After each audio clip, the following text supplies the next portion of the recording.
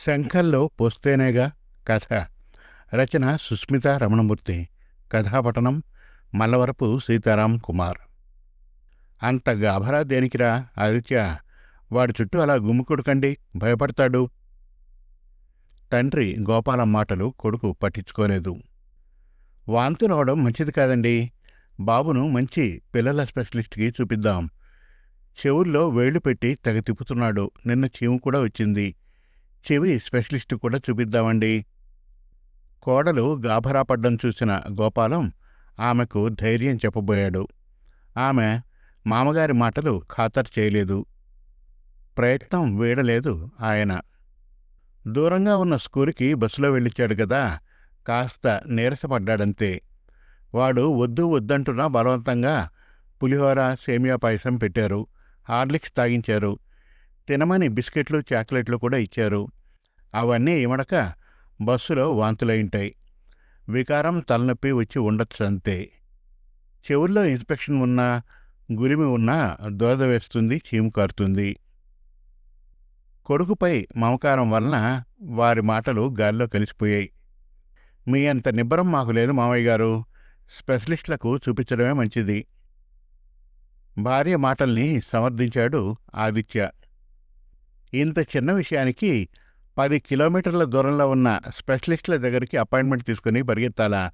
మన ఇంటికి దగ్గరలో ఉన్న జనరల్ డాక్టర్కి చూపించండి. వారి హస్తవాసి మంచిది. మనం చాలాసార్లు వారి దగ్గరకు వెళ్ళాం కదా.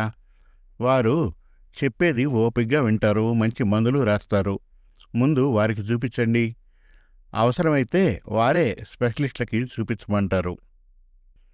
ఆ మాటలు వారిని ఆలోచించేలా చేశాయి. సైన్స్ టీచర్గా ఉన్నప్పుడు ఎంతోమంది పిల్లల ఇబ్బందులను చూశాను. నా మాట వినండి. ముందు ఎలక్ట్రాల్ పౌడర్ కలిపిన నీళ్లు పట్టండి. ఆమె వెంటనే వారు చెప్పినట్లు చేసింది. ఆడుతూ పాడుతూ ఇంటికి దగ్గరలో ఉన్న స్కూల్లో యూకేజీ పూర్తి చేసిన మనవడి వాంతులకి కారణమేమిటి? కొత్త స్కూలుకి అలవాట్లేని బస్సులో వెళ్ళి రావడమా? గోపాలం ఆలోచనలకు 5 కిలోమీటర్ల దూరంలోని కొత్త స్కూలు కేంద్ర బిందువు అయింది. అనారోగ్యానికి కారణం చూచాయిగా గోచరించింది. అంత దూరంలో ఉన్న స్కూలు వద్దని చెప్పినా నా మాట వినలేదు. వాడిది ట్రావెలింగ్ సిక్నెస్ అయ్యుండొచ్చు. ఈ తరానిది పోటీ ప్రపంచం మావయ్య గారు. అందరిలానే దూరమైన బెస్ట్ స్కూల్లో వేశాం. కోడలు కోపంగా అన్న మాటలకు వారు మందహాసం చేశారు. చూడమ్మా, తరం ఏదైనా ముందు చూడాల్సింది పిల్లల ఆరోగ్యమే. ఆ తర్వాతే చదువులు. 1వ క్లాసు నుంచే బెదరగొట్టకండి. 6-7 క్లాసుల దాకా వాణ్ణి ఆడుతూ పాడుతూ దగ్గరలో ఉన్న స్కూల్లో చదువుకొనివ్వండి. ప్రతిదానికి ఏదో ఒకటి అనడం మీకు బాగా అలవాటైపోయింది డాడీ. కొడుకు చిత్కరించుకున్నా వారి ధోరణిలో మార్పు లేదు. వీడి అనారోగ్యానికి కారణం మీరే అన్నారు. వారి మాటలకు ఇద్దరూ ఆశ్చర్యపోయారు.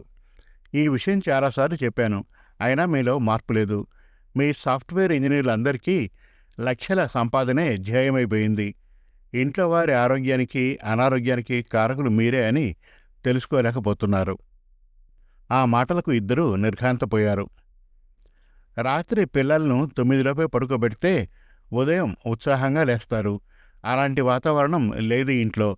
ప్రతిరోజు వాడు 12 గంటల తర్వాతే నిద్రపోతున్నాడు. అర్ధరాత్రి దాటినా మీకు ఆన్లైన్లో ఆఫీస్ మీటింగులు, ఆ తర్వాత రిలాక్సేషన్కి సినిమాలు. ఆపండిక డాడీ. మీరు చేసింది ప్రభుత్వ ఉద్యోగం. మీకు 10 గంటలు పరిమితం. మావి ప్రైవేటు ఉద్యోగాలు.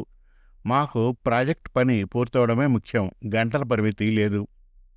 కొడుకు మాటలు అక్షరసత్యాలు కావడంతో వారు మరిక నోరు విప్పలేదు. వారిది విశ్రాంత జీవనం కదండీ, ఎన్నైనా ఉచిత సలహాలు పారేస్తారు అంది కోడలు. ఆ మాటలు వారు పట్టించుకోలేదు. ముందు వాడిని డాక్టర్కు చూపించండి. వారు సీరియస్గా చెప్పేసరికి తలూపారు ఇద్దరు. నమస్కారం డాక్టర్ గారు. నమస్తే. బాబుకేమైంది? విషయం వివరంగా చెప్పారు వారు. బాబును పరీక్ష చేసి డాక్టర్ నవ్వుతూ చెప్పారు. గాభరా పడకండి. ట్రావెలింగ్ సిక్నెస్ వల్ల వాంతులయ్యాయి. తిన్నది బాగా జీర్ణం అవడానికి మంచి టానిక్ రాస్తాను. చెవిలో గులిమి వలన దురద వేస్తుంది.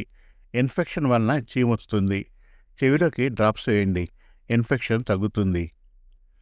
మందులు రాసిన చీటీ వారికిచ్చి వాడే విధానం వివరంగా చెప్పారు డాక్టర్. అలాగేనండి. మా బాబుతో పాటు మా పక్కనున్న 2 పిల్లలు కూడా అదే బస్సులో వెళ్ళారు. వాళ్ళు బాగానే ఉన్నారండి. అందరి ఆరోగ్యం ఒకేలా ఉండదు కదమ్మా.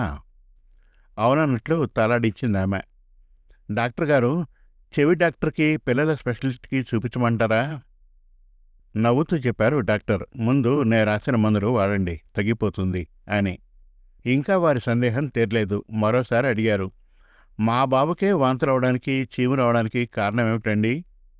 చెప్పాను కదమ్మా, బాబుకి ట్రావెలింగ్ సిక్నెస్ వల్ల కడుపులో తిప్పి వాంతులయ్యుంటాయని. ఉదయం పిల్లలకు తేలిగ్గా జీర్ణమయ్యే అల్పాహారమే పెట్టండి. చెవులు శుభ్రంగా ఉండాలి.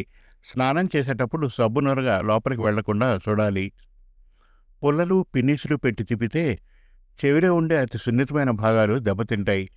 ఇన్ఫెక్షన్ వచ్చి చీము కారుతుంది. ఈ మందులు వాడితే అన్నీ తగ్గుతాయి. అలాగేనండి, మందులు వాడిన తర్వాత అవసరమైతే మరలా వస్తామండి అంటూ వారు బయటకు వచ్చేశారు. డాక్టర్ గారు ఏమన్నారా?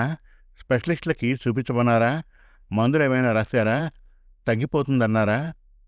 తండ్రి ప్రశ్నలకు కొడుకు విసుక్కున్నాడు. కోడలు బాబుని తీసుకుని తన గదిలోకి అసహనంగా వెళ్ళిపోయింది. తండ్రి మరోసారి అడిగేసరికి డాక్టర్ చెప్పింది వివరంగా చెప్పాడు కొడుకు. నే చెప్పలేదట్రా. ఆ డాక్టర్ దగ్గరకు వెళ్ళినందుకు సంతోషం. శంఖంలో పోస్తేనేగా నీరు తీర్థమయ్యేది. తండ్రి మాటలకు కొడుకు మౌనం వహించాడు. సమాప్తం. మరిన్ని చక్కటి కథల కోసం, కవితల కోసం, వెబ్ సిరీస్ కోసం మనతెలుగుకథలు.com విజిట్ చేయండి. Thank you.